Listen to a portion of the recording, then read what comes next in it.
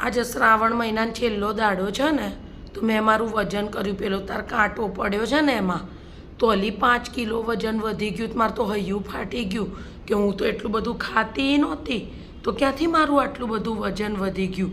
એટલે મારું મગજ છે ને ચક્રાવ ચઢ્યું છે. 5 કિલો વજન વધી ગયું બા? ના વધવું જોઈએ. ખાલી રાજગરાનો શીરો, મોરૈયાની કઢી, રાજગરાની પૂરી, સાબુદાણાની ખીર, સાબુદાણાની ખીચડી, આટલું ખાઈને આટલું બધું વજન તો ના વધે બા. આ તો વિચારવા જેવો મુદ્દો છે. હાય હાય બાપ, તમે જ મને ખાવાનું ગણાવો છો. આટલું ખાતી હતી તમે સમજ્યા? તમે મને આવું ગણાવો નહીં. આટલામાં શું પેટ ભરાય? તે માણા જીવવા માટે ખાય તો ખરું ને. તમને જ કંઈ કહીએ એટલે સીધું ગણાવી જ દો છો.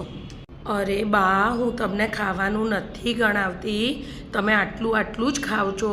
સવારે રોટલી, દાળ ભાત, શાક, કચુંબર હોય, પાપડ તળતા હતા, છાશ અને દહીંની વાટકી હોય, બરાબર છે.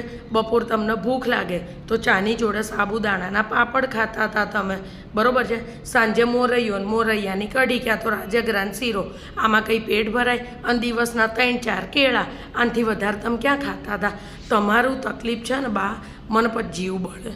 તમે સમજ્યા? તમે એક તો ખાવ આટલું 3-4 કેળામાં કંઈ પેટ ભરાય? આટલું ખાઈએ જ પેટ ભરાય. પણ આ વખતે તમને શંકર ભગવાન ફળ્યા નહીં. તમે સમજ્યા? 5 કિલો વજન વધી ગયું ને. હવે આજથી રોજ તમે ખીચડી ખાશો ને, ચકાચક તમારું વજન ઉતરી જશે. ચિંતા ના કરતા હો બા.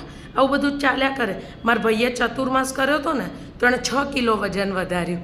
આજ શું ખાવાનું થયું? આટલું ખાઈ શકીએ ને એમાં વજન વધારે વધે. સમજ્યા? એટલે તમે તાર શાંતિથી ખાજો. હં?